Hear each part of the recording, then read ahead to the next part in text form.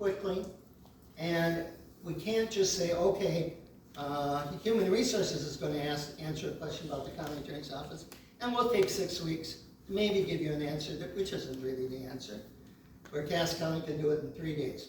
So the county attorney has to be at the forefront of saying, this is what transparency means.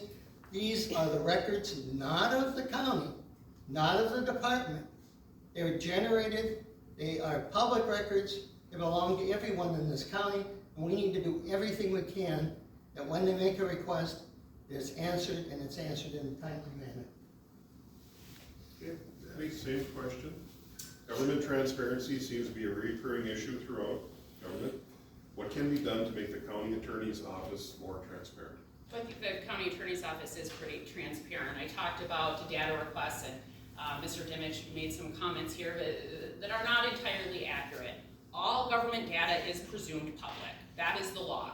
There are exceptions to that are codified in Minnesota Statutes Chapter 13. That's what we follow in determining which information can and should be released upon receiving a request. Those requests are made to specific responsible authorities that, again, are set out by Minnesota law. The data that the county attorney's office has is going to be, could be, different than data that the sheriff's office has. We don't have every single one of the policies of the sheriff's office and the county attorney's office, and we shouldn't maintain more data than we are required to under the law. So the requests need to be made to the appropriate responsible authority. Again, I said earlier that almost every data request that our office receives is processed and the data is provided to the public within 1 business day. Now, I've heard from various people in the community that there could be more information on the website, that we could provide more statistics or information. We could do that. I would love to do that, but I don't know where the staff time would come. I'm not going to ask the county board to hire an additional staff person, salary, benefits, and the like, to come into my office to do analyst work. Instead, we respond to those inquiries on a case-by-case basis by providing information. I also do an annual report to the board. If you go to ICTV's website, you can search for the Itasca County Board of Commissioners meetings. I spent over 30 minutes discussing the cases, the statistics, various information for our office for 2021. That meeting date was November 16th of 2021. You can review all of that information there.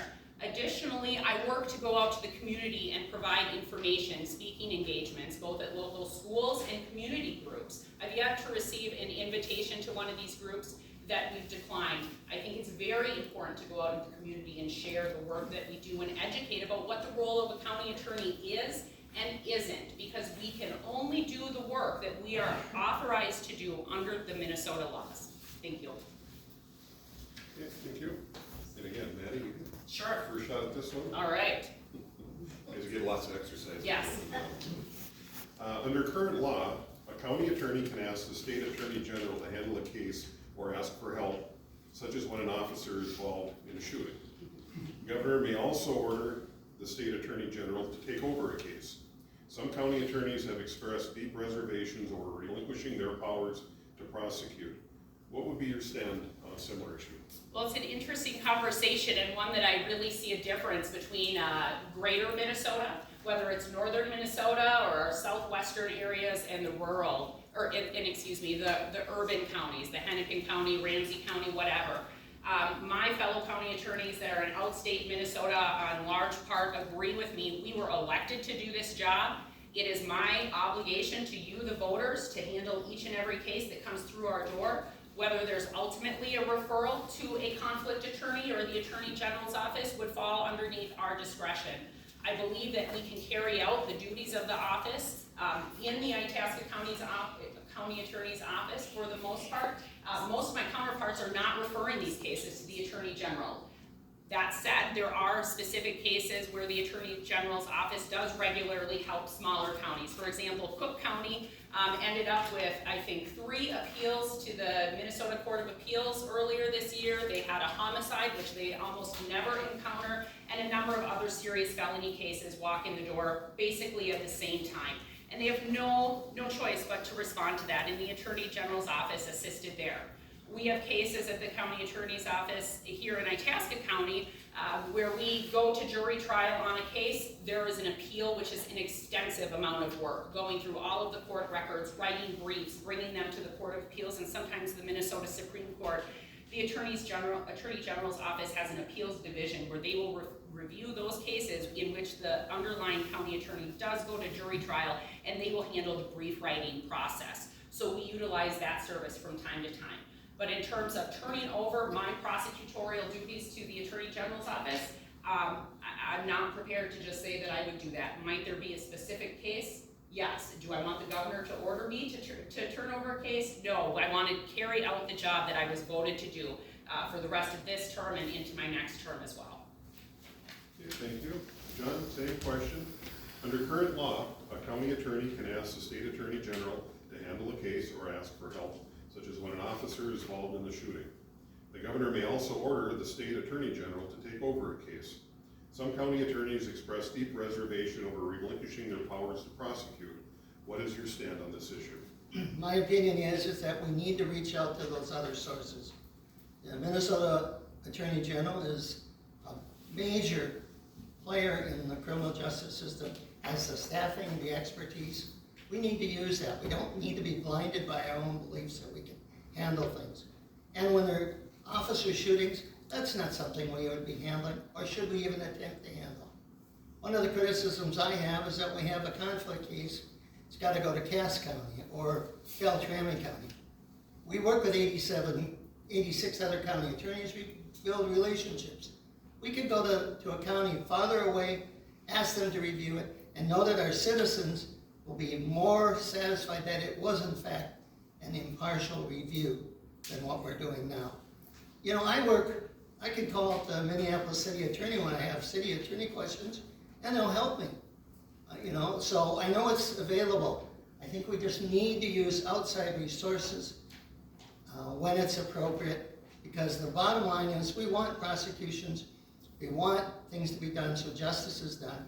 I think the best way to do that is to look to other agencies that are willing to help us, who might have the extra staffing and the expertise that's necessary. Patty, Mr. Rupp?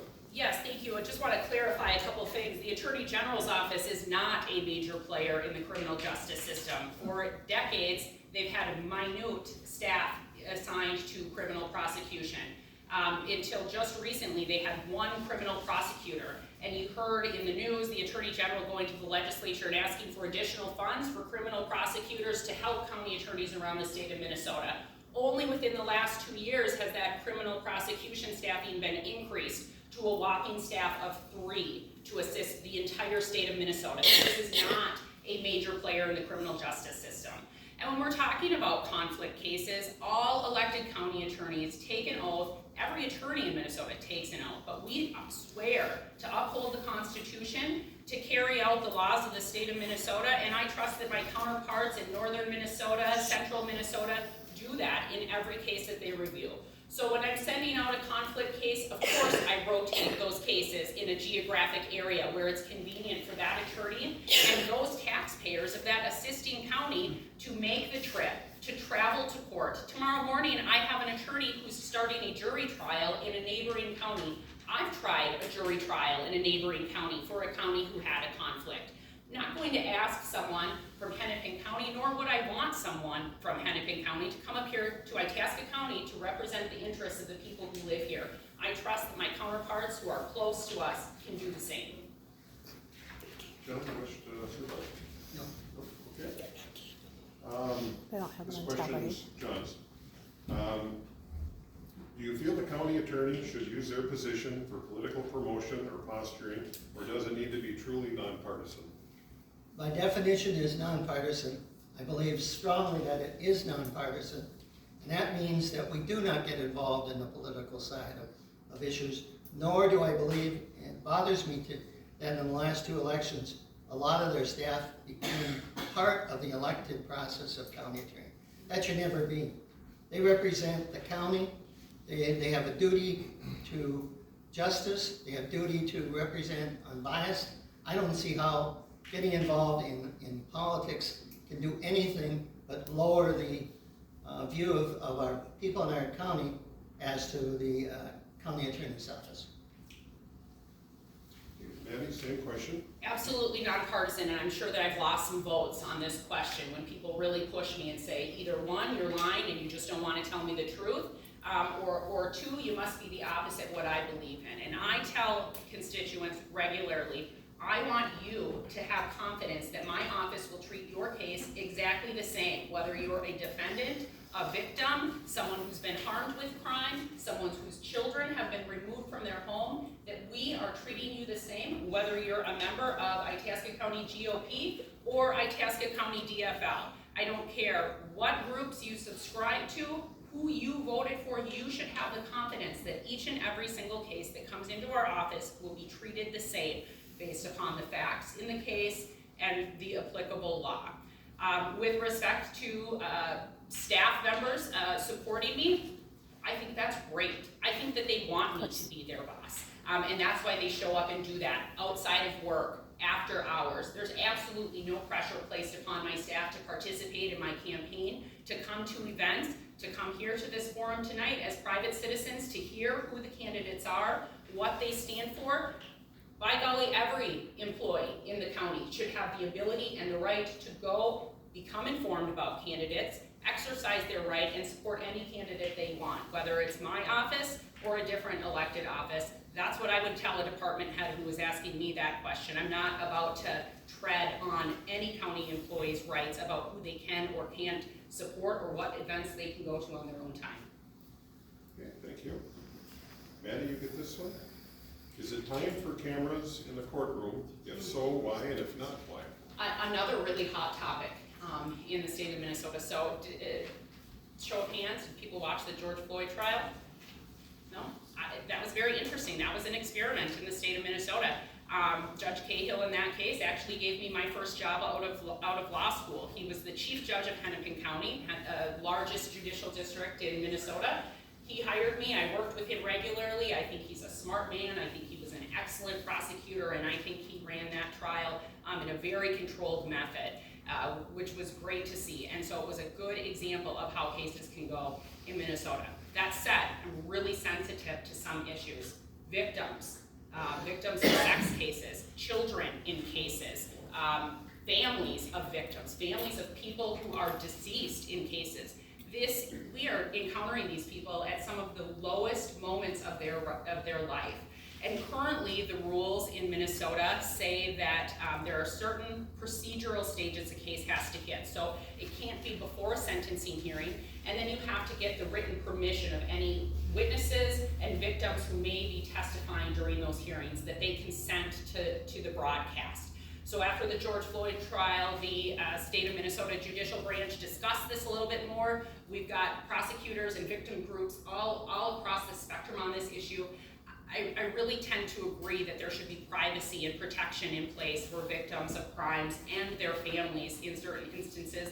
Otherwise, I have concerns that people may not be willing to make initial reports to law enforcement, knowing that I might end up on TV. It's hard enough to get a crime victim sometimes to show up, to make that report to police, to give embarrassing facts about their life, to expose private details about their life, and then go all the way to a contested court hearing or a trial where they have to sit on a stand in front of the person who perpetrated against them or committed the crime or killed their family member, and a jury of 12 people who are all strangers. That is a big ask to get a victim to sign on for, and I don't want to put them in the difficult position of saying, and now there will be court cameras on it. So I think our current rules allow for the judge to have a little bit of discretion and for there to be written input from the victims and the witnesses who would be present at that hearing, and I think that's a good balanced middle ground to be at for right now. Hey, John, same question. Is it time for cameras to be in the courtroom? If so, why? And if not, why? I am of the opinion that we need to look at how often we can put the cameras in the courtroom and have public hearings. I understand the issues, and we have to address those issues with victims. We have to address those issues that are of sensitivity of people involved. But at the same time, I think it makes our judicial system better when more people get a chance to see how it works. Because only then can they understand and accept that decision, ultimately that verdict, is something that was based on evidence was based on a fair and impartial jury, and a judge. You gotta remember, the judge is gonna be controlling that. So I'm confident that we can do public hearings with the oversight of the judge to know when you need to be careful about what is the victim or what a particular is. But I think the only way you get the judicial system to be as transparent is to do it in an open manner, so I will support any efforts to make court more open. Okay. And John, you get this question first. Get me exercise. Yeah, I know, I can't do a lot of, no, sorry. What is or would be your office policies regarding plea bargaining in drug offense cases and why? We do, bargaining unfortunately has become part of the criminal justice system. Doesn't mean that as prosecutors, we believe in it or support it, but what we need to do is we need to set forth what is the ultimate decision as far as if somebody takes a plea, what is the consequences going to be? If it's going to be supervised probation, how long is it going to be? What are the conditions that should be in that supervision? At the end of the day, you want to make sure that there's enough of a consequence, but at the same time, you want to reach out, because there are times when maybe an alternative to prison is there, and we use it much more now, Teen Challenge, for that reason. To give people another opportunity to put their lives in order, get them to treatment, get them to mental health. Because you got to remember that a lot of what we see isn't just the crime. It's the underlying life that they live in. And we see a lot of people who badly need mental health as much as they need being put into the prison system. So I believe the plea bargain should encompass all of that with the goal that we want to have a safe county, but we also don't want to just forget that these are people, and then we need to address what they have going on in their life and how do we make it solvable, because that'll make all of us better. Thank you. Maddie, same question. What is or would be your office policies regarding the plea bargaining and drug offense cases and why? Sure, so drug cases, well, I'll start here. Plea bargaining is a necessary part of the criminal justice system, and that is because case volume is so high and judicial staff availability and resources of both the prosecutor's office and defense attorneys could not handle every single case going to a jury trial. It just is not sustainable, and that's why not just in the state of Minnesota, but across the country, approximately 97% of cases resolve in a plea agreement. And that's a meeting ground where there are certain conditions put in place, where there's a guilty plea to some sort of a charge, and in many instances, a predetermined sentence. And so how I handle drug offenses and plea bargaining in Itasca County is kind of two ends of the spectrum. On the low end of the spectrum, we have chemically dependent people who are addicted to drugs, and they're either engaging in criminal activity just by virtue of having and using those drugs, so possessing them, or sometimes they're involved in ancillary crimes, so thefts, burglaries. We see that every winter. We get these cabin burglaries. Much of that is fueled by chemical dependency. And these people sometimes might have low criminal history scores, and what they really need is some oversight services by probation, chemical dependency treatment. That's fine. That's on the low end of the spectrum. On the other end of the spectrum is we have criminals. Sometimes these are not people who are even using drugs themselves. They are making money, they are bringing it into our community, they're creating all of these problems, the low-level offenders, the child protection cases, kids getting removed from their homes. That is criminal conduct for which there should be a consequence. We prosecute those kind of crimes aggressively, and you are either going to prison for whatever the Minnesota sentencing guidelines says is the appropriate sentence, or in some instances, if they're working with law enforcement, providing information, or providing by way of their defense attorney information to the prosecutor, that they could be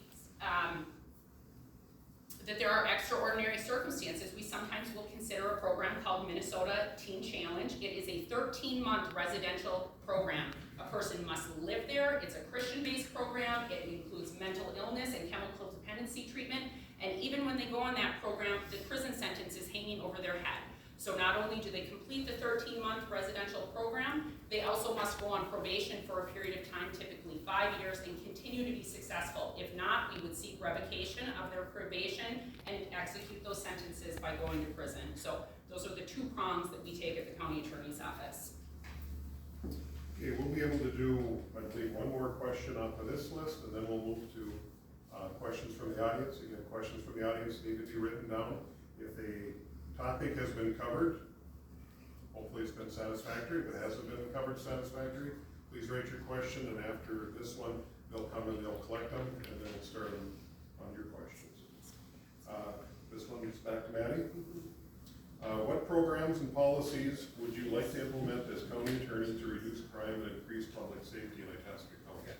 Number one, I talked about it on the 2018 campaign trail regularly. It blew my mind that Itasca County was not a part of a drug task force or a violent crime enforcement team. I said in 2018, every one of these sheriff's candidates needs to consider it. I kept harping on it even through the pandemic, and I got together with one of the Itasca County Sheriff's investigators. We partnered with another investigator in Mille Lacs County and Aiken County, utilized a grant writer, applied to the Bureau of Criminal Apprehension, and now today in Itasca County, we have the Aiken, Itasca, Mille Lacs Violent Crime Enforcement Team. I'm a member of that board. The bylaws called for one county attorney representative, so it would either be Itasca, Aiken, or Mille Lacs. I sit on that board. I give advisory advice to the group. I review their contracts and their agreements, and I've spoken to each of the sheriff's candidates and said it is critical that Itasca County work with neighboring jurisdictions. I mean, just think about the layout here. We've got Highway 169 and Highway 2, major intersection of two highways in Minnesota, and none of these counties had a law enforcement effort where they work together across borders to share information and seek out the crimes and bring charges. And now we do, right along that 169 corridor. I'm so proud of that work. I plan on continuing with the board there. I've encouraged the current sheriff to dedicate a full-time staff member. Is a great young deputy who's eager to learn. He's constantly talking with our office. He's doing training. He's doing all kinds of things. So continuing to promote the dedicated effort of this organization, not just with the sheriff's office staffing and participation, but Grand Rapids Police Department, which has an officer, and then encouraging our smaller police departments to continue sharing information, because we're getting those cases to review and prosecute. We're happy to do that here in Itasca County, and I know my counterparts in Aiken and Mille Lacs feel the same way. Okay, thank you. John, same question.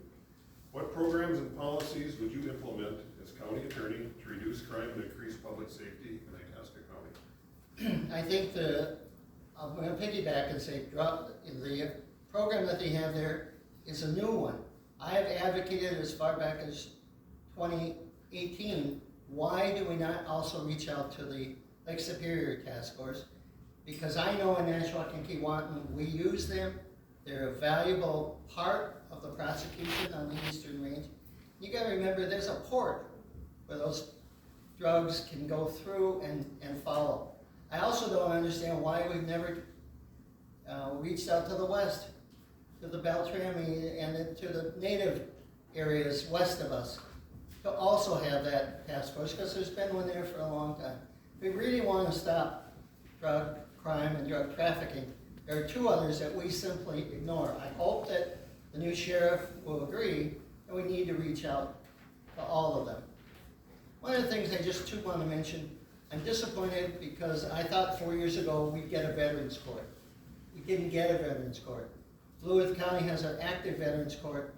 We need to have one because veterans need to have a way to address not just the fact that they committed a crime, but why? What else is going on in their life?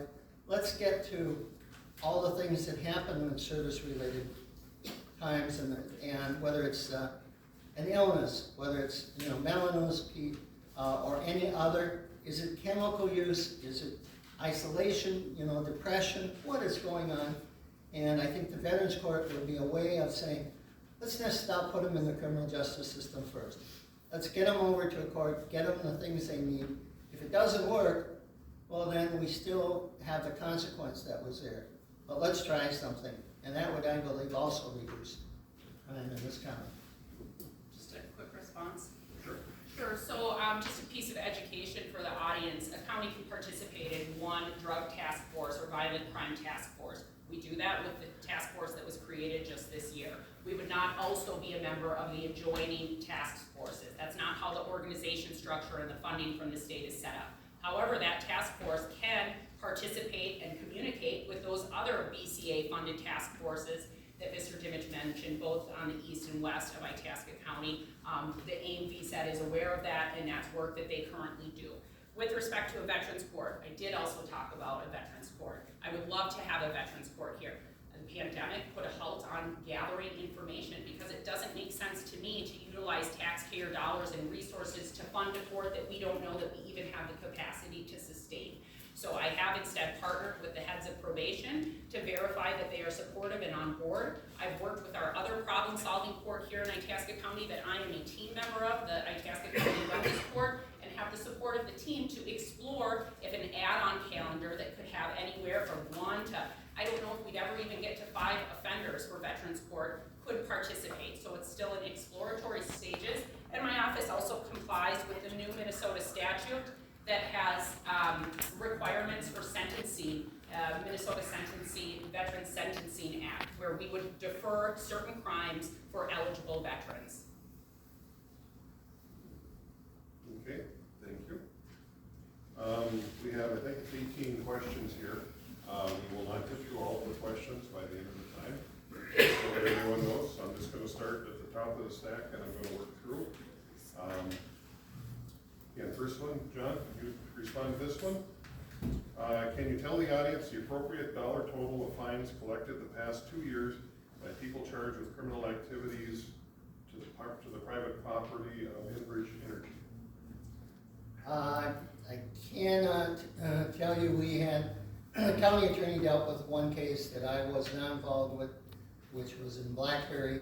I had protesters that dealt with in McCrary, some of which ultimately were tribe members, and the tribe took over prosecutions. But the number that we had was not great because, again, they're all misdemeanor level offenses, so you're looking at $125 or maybe $285 on the high end. Perry had to bear that cost because unfortunately nobody else stepped up. Enbridge didn't come and say, well, we'll help fund you. So the city of LaPrairie, just because of the fact that they're there, had to bear the burden. So I tried to get them resolved. I tried to keep LaPrairie's costs to the lowest because that city can't afford tremendous legal bills. Thank you.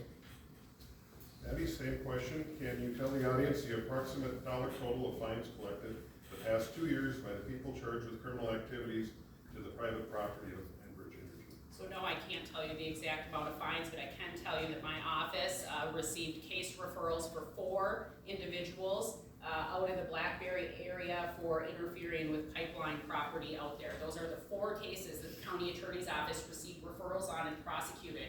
We went to jury trial on each of those 4 cases, received guilty verdicts. Maybe it wasn't a jury trial. A defendant has a right to a jury trial or a court trial by a judge, and I didn't personally prosecute this case, and so I'm not going to commit that it was a jury trial. It may have been a court trial, but in any event, they did go to a trial, to a fact finder. Again, if this is your question, feel free to call me at my office tomorrow, and I'll give you the right answer on jury trial or court trial. But guilty verdicts were returned. Those people were convicted of those misdemeanor offenses. The prosecutor in the case argued that these people should be held accountable. It's a significant public safety offense. It interferes with our natural resources and the operations of this major corporation. And we asked for those offenders to be remanded to jail and serve jail time, and asked for the amount of fines that were allowed under the law. And the district court judge heard those arguments and nevertheless sentenced these people basically to credit for time served, that they had been arrested. So we saw that case through, we presented the case, we presented to evidence, we handled many contested hearings prior to going to trial, and still saw the case all the way through, only to receive those convictions and have the court issue a very low-level fine and not the jail time that we were asking for. That's what we thought was appropriate. We weren't sure that the judge would give it to us, but that's our job, is to make the argument and request what we believe is appropriate in each and every case, even if we don't know that we're gonna be successful in that. Okay, thank you, Maddie. And this one, you'll answer first. Okay. Are either of our candidates members of the bar? Well, I guess I won't answer for Mr. Timmons, but I know that I'm a member of the bar, and I believe that when anyone files to be an elected county attorney, you must present your bar license. So I suspect his answer will be the same, that we both had to make that presentation. Is that correct, John? Actually, it is correct that you must show an attorney's license, that you're licensed by the state of Minnesota. Are we members of the Bar Association? I have been. I currently am the vice president of the, what we call the 15th District Bar Association, which will meet next year in Walker. Again, because of COVID, we've had to meet remotely. So I've been active in that organization because I think it's important to network with other lawyers. Hey, John, before you sit down, there's a couple of parts to this one, so Okay. I'm thinking you can do this one too. Can you define what the acronym BAR means or stands for? It's a association of attorneys that choose to belong to, in this case, the Minnesota State Bar Association. It is an organization which does provide information to us through a monthly newsletter. It also provides a wonderful source for you when you have questions about legal issues that are going on that you don't have enough background on, or at least would like another eye looking at it. So it's a combination group of member attorneys. Unfortunately, the number of people who belong to the bar actually over time is decreasing because, like many other organizations, we don't get some of the younger lawyers who want to be members of the Bar Association. Thank you. I think that covers this. Anything to add, Patty, to that? No. Okay. And John, this one's yours first. Do you believe that a person who makes a false allegation should be prosecuted? And if no, have you ever prosecuted anyone during your tenure for that? I have prosecuted a person who falsely reports a crime. It's important that you look at that, because when you make the referral to law enforcement, what do? You make law enforcement do a number of things to be doing an investigation. They need to take statements, they need to gather the evidence, all of this, and if it's based on something that really didn't happen and really wasn't a crime, yes, that person should have the responsibility of then being charged with what is then called falsely reporting a crime. There was no crime, and you should have not reported it and started all this extra state effort in the area. Okay, Maddie, same question. Do you believe that a person who makes a false allegation should be prosecuted?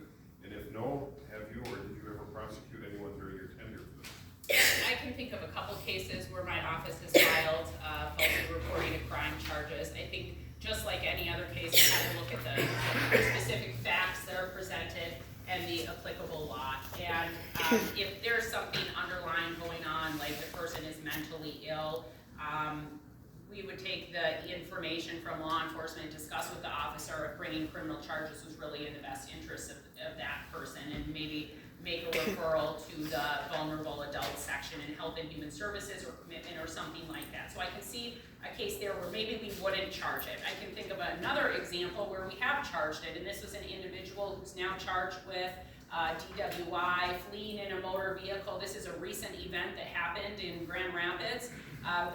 The police were looking for this individual based upon a suspicious vehicle report. The person driving the vehicle knew that law enforcement was looking at them, that person actually called in a crime in the different part of Grand Rapids, the 911 center, to distract law enforcement, have them go to a different part of town and use that opportunity to flee. So that was a case where we definitely added that charge on. Of course, the person is charged with felonies as well, and so will they ultimately be convicted of a lower level offense, or will we pursue those felonies aggressively? That's probably what will happen there. But I can think of a handful of other cases where we have considered and filed that charge as well. So it's always on the table. Okay, thank you. You Oh, got this yep. one? Yeah, second. That's fine. How long can a county court judge hold a citizen, person or resident, in jail for contempt charges? Oh, for contempt charges, it's hard to know exactly what the question asker is asking here. Would you like to seek clarification from the asker? We have contempt in a couple areas, so that might be helpful. Well, let's say, for example, if I was to walk into a court and say, Your Honor, I'm here by divine presence to ask this court for a summary judgment on the case that my documents have been sent in, certified, published, and recorded on this subject matter. Would that judge hold me in contempt of court? Okay, I can't say what, thank you. I can't say what the judge would do. That would be a civil contempt order. That would not be a criminal contempt charge. Occasionally we'll see a law enforcement officer write a ticket for a criminal contempt when actually what's going on is the person has violated their conditions of release, which is not a contempt of court, or committed a probation violation, which we handle as a probation violation. But in a civil contempt case, or the other instance that I was thinking about, sir, is in child support cases. The child support division will sometimes bring contempt actions where a person has failed to pay their child support. This goes on for a long period of time. They continue to defy the court orders. We bring the matter in front of the judge, and the judge says, here's your last opportunity to comply with my order of the court. Your example would be an order of the court. If you fail to do so, I, the judge, not me, but I'm giving the example here, will hold you in contempt. When a judge does that, that's a civil contempt case, and the person has to be given a remedy. In a child support case, it's pay this amount of money, or give your child support worker and the court a list of 3 places that you've recently applied for a job, or write out a plan to go in and apply for jobs. So there's some kind of condition, essentially the keys to court, and so your example, sir, would have the same kind of thing. It would be crafted by a judge. Thank you. Okay, just for clarification for the audience, the only time that we will ask the audience for additional information is if one of the candidate forums asks for it. John, same question. How long can a county court judge hold a citizen, person, or resident in jail for contempt charges? Again, I think it depends on, in the example that individual used, George makes an order, finds them in contempt, but they can't put them in there without giving them a remedy as to how they can cure the contempt, and they need to get them back to court as soon as possible to readdress that. There's no, I don't think it's one of those things like in criminal law where you have 36 hours to hold somebody. I mean, this is an action. It's just like she was mentioning, county attorney, in child support enforcement. Yes, they may be in contempt, but they still have to have some ability to do whatever it is. Get the child support order current, give them information to maybe justify why that current child support order isn't appropriate anymore. They're not working, or their hours have been reduced, but they need to have an ability to go back to that judge as soon as possible and address that, because it's not, we don't believe in people being in prisons or in jail. That's not the remedy. We don't have what we call debtor prisons, and so a person, even if in contempt, has a right to be back in front of that judge as soon as they possibly can be. Okay, thank you. John, you get this one? Okay, I knew it. Currently, there are dozens of statute 13 data laws being violated in the county. Will the candidates pledge to end the two-tier justice system in the county attorney's office and prosecute elected officials and bureaucrats? Short answer is yes. If you violate the Data Practices Act, somebody mentioned it, it's a misdemeanor. It doesn't just define it as, well, it's a misdemeanor only if you're somebody, okay, or you're not somebody. If you commit a crime, you commit a crime. The job of the county attorney is to review it, prosecute it, and hold that person accountable. Because what's the purpose of a law if you don't have enforcement of the law? So my quick answer is, you'll get enforcement if I'm elected. Patty, same question. Currently, there are dozens of statute 13 data laws being violated. Will the candidates pledge to end the two-tier justice system in the county attorney's office and prosecute elected officials and bureaucrats? So first, there's not a two-tier justice system in Itasca County Attorney's Office or in the district courts in Itasca County. Every single case that's presented after a full and thorough investigation is reviewed based upon those facts and the applicable law. I've heard repeatedly from some members of the community, or one member of the community, that there are dozens of Chapter 13 violations. I've asked for specific examples. Give me the nature of the request, the date of the request, who it was made to, where you assert there to be a violation. That information hasn't been provided. It really should go to law enforcement to be investigated, but if I did receive that information, I would make a referral to the appropriate law enforcement agency to have that looked at. It's not the role of a county attorney or any prosecutor to bring charges based on assertions. That's not what the job is. We have to make decisions based off of facts, what is admissible evidence, what we believe that we can prove, not a person's claim without support for that claim. Okay, thank you. And Oh, answer yes. this one first. This is listed as castle law. Can each candidate explain your understanding of the law? Sure, so I think this is the self-defense of home or stand your ground law. Minnesota law does impose a duty to retreat. That's based upon the objective circumstances of the individual in the home and the level of threat that is presented. So really boiled down version, and we might see this by way of being raised as a defense if say there were an intruder shooting, but we haven't had that case presented yet, but that's what I think this would look like if we were to see it in Itasca County, is to determine what was that intruder doing, and what did the homeowner who pulled the firearm and shot the person, what did they reasonably apprehend the fear to be, that they were about to be killed, that their family were to be killed, that there would be great bodily harm. Those are the things to look at. But Minnesota does impose a duty to retreat, and then only duty to retreat if it's possible, and then to only use the amount of force that's necessary to respond to the force presented. Okay. John, same question, castle law. Can each candidate explain your understanding of the law? I think Maddie has done a good job of explaining it, but I think you need to know that I think it's important that a person has a right to defend their property. And I'm going to be one of those who looks very hard at why would we prosecute somebody if they're reacting to somebody who's coming into their house. You don't have a right to be in that house. They weren't invited in. There's a danger, and I'll stand behind that person to say, that this is why we need to have the ability to protect our own person, our own property. John, you're up again. Yep. I was going to sit. I will catch you.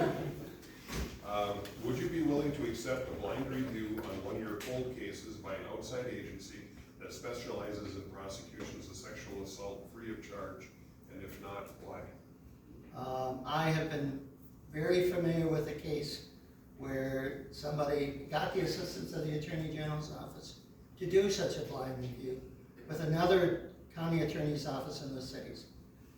That didn't happen because the county attorney declined to let it go there. All I can tell you is, if that same situation happens today, I will reach out. I will say, willingly, review it by some other county. Maybe you see things I don't see. Maybe you have a different take on the statute or on the facts. And I'll listen to that opinion and react, and if it's appropriate to charge after the review, then that's what'll happen. Okay, thank you. Patty, would you be willing to accept a blind review on one of your cold cases by an outside agency that specializes in prosecutions of sexual assault free of charge? And if not, why? I think it depends on what the circumstances are, and what's important for everyone to keep in mind is we are a government law office. We operate, we do our work, so do these other government law offices with taxpayer dollars. And so it's really important to consider how we're utilizing our resources. And sometimes at a certain point, a decision has to be final. And the case that I believe that this is about is a case that originated prior to my even coming to Itasca County to work as an attorney. And to my knowledge, this case has been reviewed by 2 current or former elected county attorneys and a current judge. All 3 of these people have decades of experience as criminal prosecutors and independently, on their own, arrived at the same conclusions. And so at a certain point, you have to trust that seasoned professionals make those judgments. And in some cases, absolutely, we might review. However, if I received a request from an outside agency to conduct a blind review, and that request came outside of, excuse me, there's a fly buzz in here, outside of the normal channels of how county attorney offices operate, we might not do that. There is a proper process to follow. In this instance, it was asserted that the Hennepin County Attorney's Office was going to review a case. I did not receive an inquiry or request from the County Attorney's Office. Numerous communications came out of my office requesting follow-up and information. Those things didn't happen. I relied upon the judgment and input of those 3 professionals that separately reviewed and declined charges in that case. And we continued to move forward and review cases that came in from that time and now continue to come in every single day from law enforcement, utilize our resources there in processing cases. Thank you. You get to the next question. Yes. It's a little distracting. That's okay. This is Matt asked from a member of the audience. I'm going to paraphrase this a bit just so that there's specific items in here which I have no ability to know if they're true or not, so I'm just going to paraphrase a little bit over it. County Attorney's Office currently turns conflict cases over to local counties, Cass, St. Louis, Crow Wing, Beltrami, etc. Because of proximity, these may not be completely unbiased jurisdictions. A current elected individual has been investigated multiple times, and all of these have been sent to the above counties. Will the candidates pledge to end this practice and send these cases out to unbiased counties further away from Itasca County? So one, the current practice works. I don't believe that neighboring counties are biased. As I said, that this is how the conflict referral process happens across the state of Minnesota.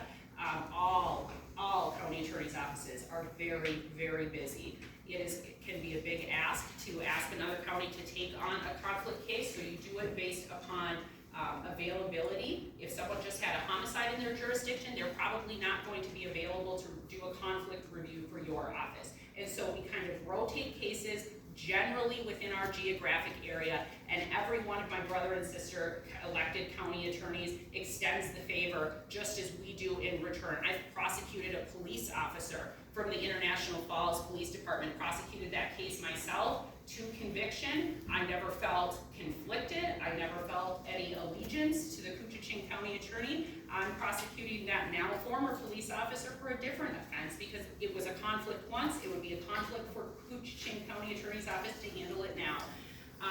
Carleton County has a number of cases from Itasca County that they are reviewing. Lori Ketela over there is an excellent prosecutor. She runs a great office. I trust that she's doing her job when I refer a case over there. Same with Cass County, Beltrami County, Lake County, St. Louis County. It is not my job to interfere with a conflict case. Once I make a determination that there's a conflict, I check on availability, and then we make the referral, and we trust that all other prosecutors in the state of Minnesota are treating that case exactly the same. And I know that before another county attorney would accept a case, if they looked at the case and determined that they also had a conflict or even the appearance of impropriety in a case based upon upon the involved individuals or officers, they would decline to accept that case and we would continue the hunt for a different conflict attorney. Okay, thank you. John, same question.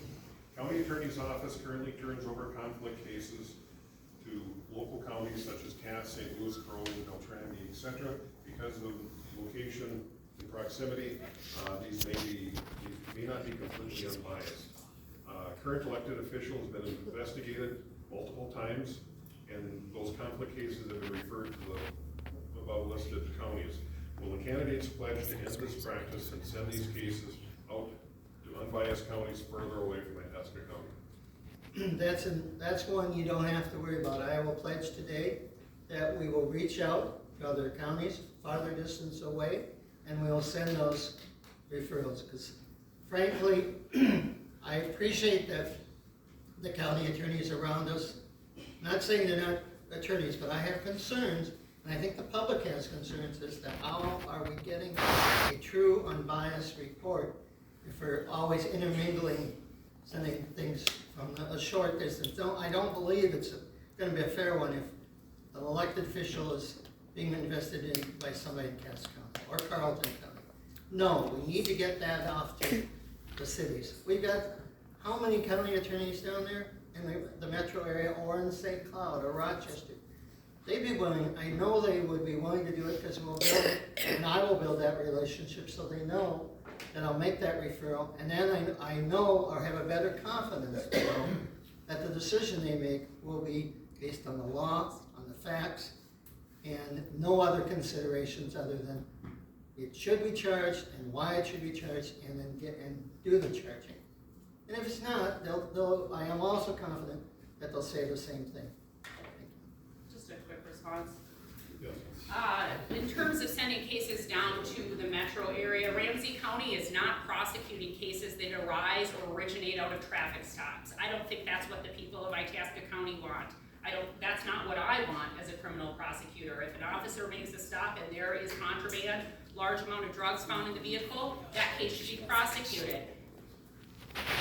Hennepin County, we make referrals down there for theft of motor vehicle cases that occur in Hennepin County, and those cases are not even reviewed for charging. That is not where we want the cases of Itasca County to go.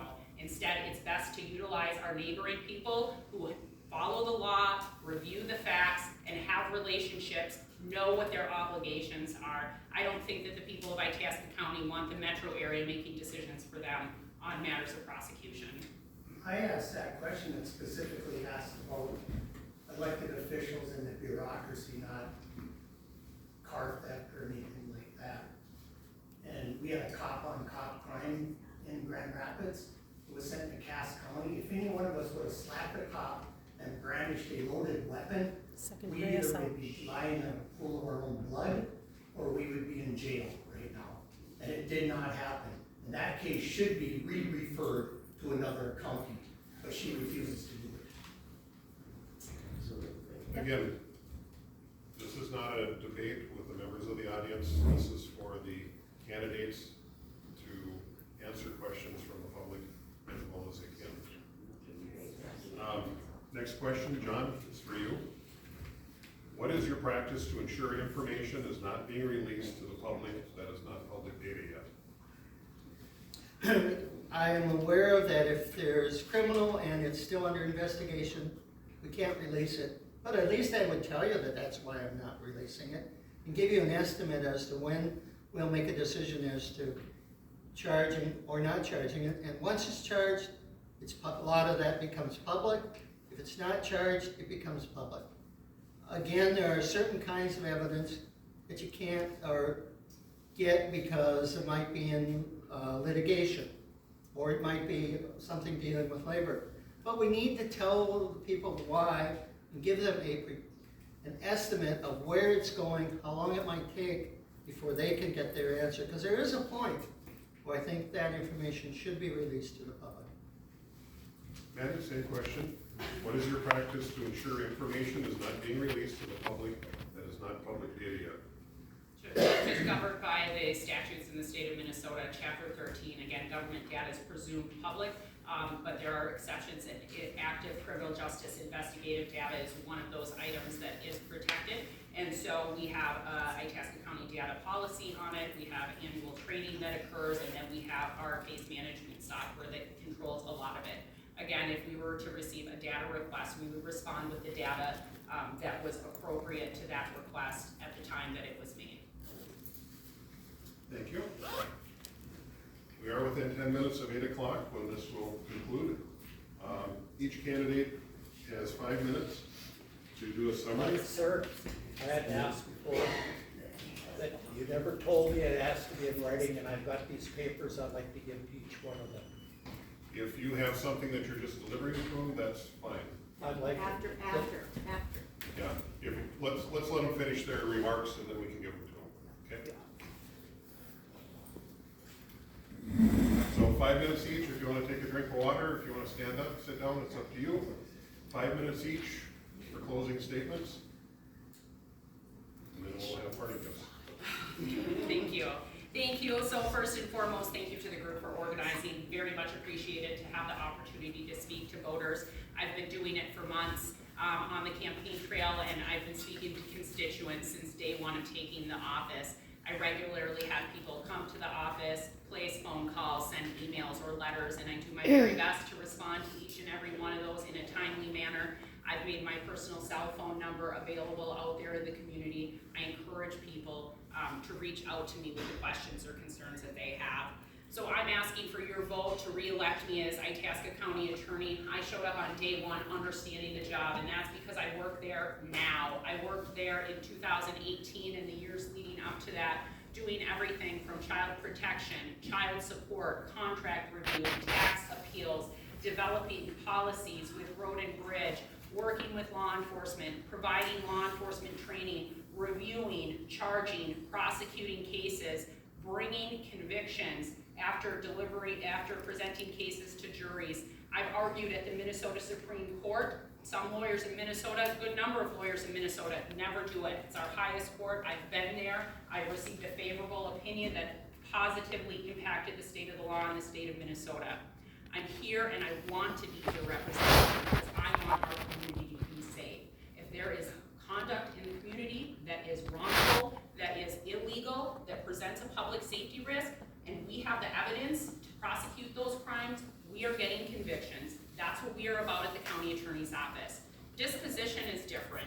We can impose lesser sentence recommendations with treatment and programming for those people that don't present a public safety risk, that may struggle with mental illness, transportation barriers, chemical dependency, and that's appropriate and that's just, and our courts issue it when they hear from us and agree that it's correct. On the other end of the spectrum, you are hurting people, you are bringing drugs in our community, those people are going to prison. That is why we have the sentencing guidelines that say that those are the appropriate sentences. I'm doing that right now. I do it in felony cases. I pick the cases that are tough, that I get to work with victims. I have victim families that I have close relationships for. Nothing gets me going more than representing a family who's had a 2-year-old killed by a repeat DWI offender. Those people should be prosecuted aggressively, and that's what we do at the county attorney's office. I jotted down a list here of just a few cases that I've personally handled. Criminal sexual conduct offender in prison for 234 months, prosecuted by me. Individual who kidnapped and sexually assaulted a young woman in our community. This was just this year, 95 months in prison. First degree assault on a police officer, shooting at multiple officers in our community. That could have been an officer involved shooting case. It was an officer involved shooting case. We were able to review it, handle it on our own, not send it to the Attorney General's office, and instead we charged that offender. He's in prison for 189 months. 3 officer wives I dealt with on that case, that their husbands had to come home, thankfully came home at the end of their shift after being shot at by this offender. 105 months for that criminal vehicular homicide. 48 months in prison for another criminal vehicular homicide DWI offender. Criminal sexual conduct, 51 months in prison after going to jury trial with a young woman who was assaulted by her stepfather more than one time. First degree drug offenses, I have 4 stacked up right now waiting for jury trials, if we can get to a jury trial. I have one individual, I'm sorry to tell you, pled guilty. He's now out in the community. He's a drug seller. He has guns that he's not permitted to have. I negotiated guilty pleas, and he will be going to prison. Other drug offenders, 64 months in prison, 95 months in prison. This is what I do. I answer the phone at night. My family can tell you that. I answered the phone this weekend while I was out in the middle of the woods trying to enjoy a beautiful Saturday. I show up at court each and every day. City prosecution, not always at court. Several hearing dates this summer where there's no prosecutor. County Attorney's Office, we are there every day. I am there at night if the phone rings. I am out at a crime scene if I need to be. That's the kind of office I run. I want to keep you safe, keep your family safe, and do this in an efficient and professional manner. Thank you.